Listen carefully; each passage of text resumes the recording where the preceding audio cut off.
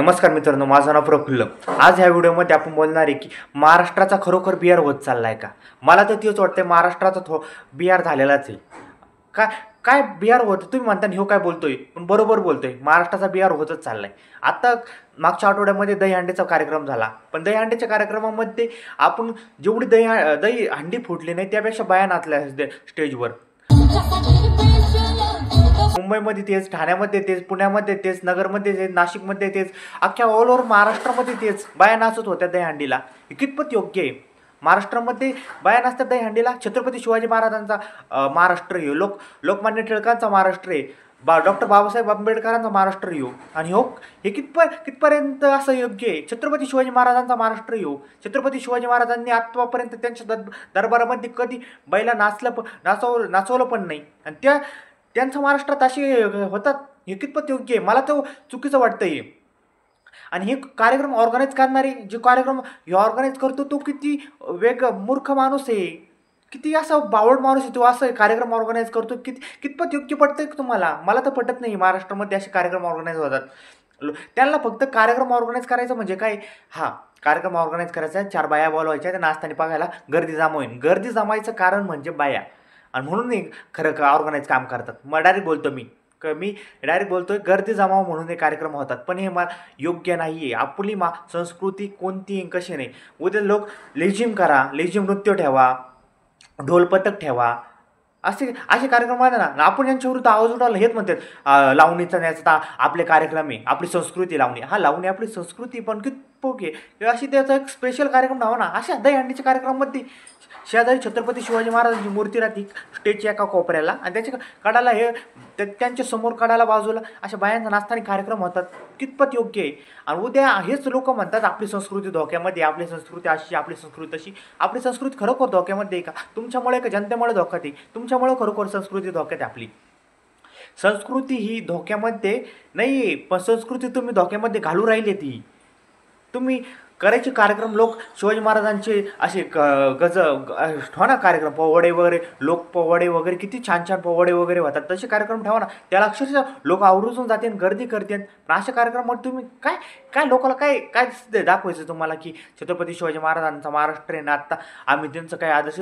तुम्ही छत्रपती शिवाजी महाराजांचा नावाचा उल्लेख फक्त मत मागायलाच करता का? नाही ना, मत मागायला करीत नाही तुम्ही.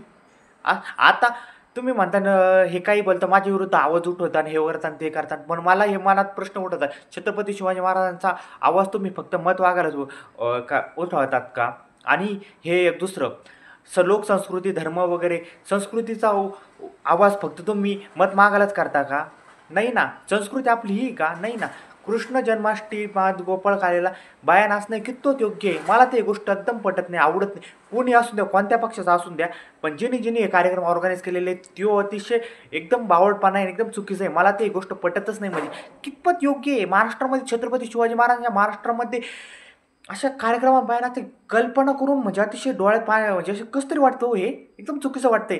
मी माझ्या लहान भावांना घरी मला एखाद्याने विचारलं भविष्यामध्ये पुढं की आपली लोकसंस्कृती काय आहे, गुगलवर त्या मुलांनी सर्च केलं, काय त्याला दहीहंडीला बाया नाचताना दिसतात. हे काही तितके बेवडे बावडे असे लोक आहे ना, दारू पण छत्रपती शिवाजी महाराजांच्या नाचतात.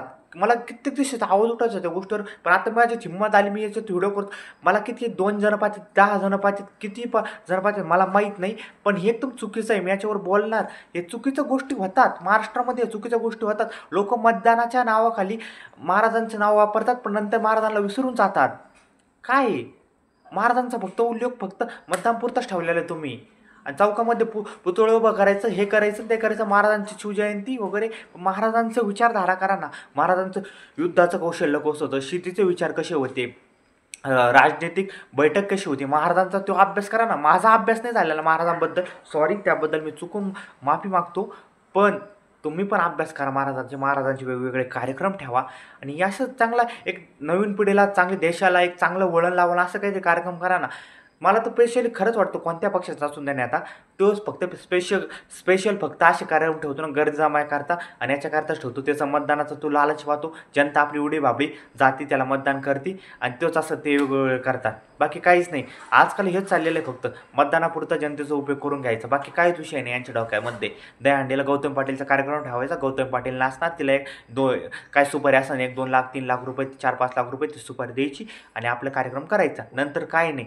लोक दरवर्षी जातात. मागच्या 4-5 वर्षापासून मी स्वतः टीव्हीवर हेच पाहतोय. गौतम पाटीलचे कार्यक्रम राहतात ठाण्यामध्ये, मुंबईमध्ये, इकडं तिकडं.